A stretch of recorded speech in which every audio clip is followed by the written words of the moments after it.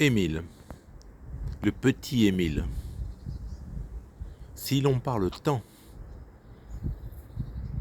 de la mort du petit Émile, c'est parce que Émile nous met face à face avec nous-mêmes, avec notre peur de la mort. Dès que nous venons au monde, nous sommes en danger, comme l'était le petit Émile. Et si l'on parle tant de son histoire, c'est tout simplement parce que c'est un face-à-face constant que nous avons avec nous-mêmes. Notre peur de notre fin personnelle. Parce que nous allons mourir. Et que tout dans notre société est fait pour que nous pensions être tout puissants en tant qu'individus, consommateurs, et que la mort est constamment occultée, voilée. On ne parle pas de la mort, on ne parle pas de la vieillesse, on ne parle que de la jeunesse, du moyen de paraître toujours et encore jeune. Donc si l'on parle tant du petit Émile dans les médias, si nous nous intéressons à cette affaire, c'est parce que nous sommes face à face avec notre destin. Comment nous, individus, allons-nous finir notre vie terrestre?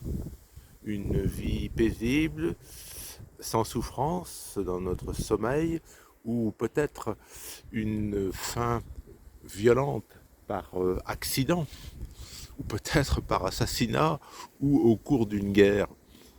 C'est ça, en réalité, qui explique ce déchaînement médiatique autour de l'affaire du petit Émile. Nous sommes face à face avec nous-mêmes, face à face à ce qui est tragique dans notre existence, c'est notre fragilité qui est incroyable en fait. Ce que l'être humain a été capable de faire ou de défaire, en bien ou en mal, ses constructions, ses progrès, et aussi ses destructions, ses guerres inhumaines, la bombe atomique, tout cela, c'est notre destin, c'est notre fragilité. Et le petit Émile, un peu plus de 2 ans, qui disparaît, dont on retrouve les ossements, c'est tout le tragique, la fragilité de la condition humaine. Je me promène dans mon jardin en ce lundi de Pâques pour me détendre, pour respirer tout simplement, comme je suis sûr beaucoup d'entre vous le font d'une manière ou d'une autre. Nous avons besoin de nous détendre, d'oublier notre fragilité, tout le tragique de notre existence. Et dans l'affaire du petit Émile, il y a en plus cette dramaturgie. On retrouve des ossements du petit Émile le lundi de Pâques. Alors, on est croyant ou on n'est pas croyant, chacun a ses idées, mais il y a quelque chose de poignant dans le fait que c'est au cours du week-end pascal que l'on retrouve en fait le petit Émile.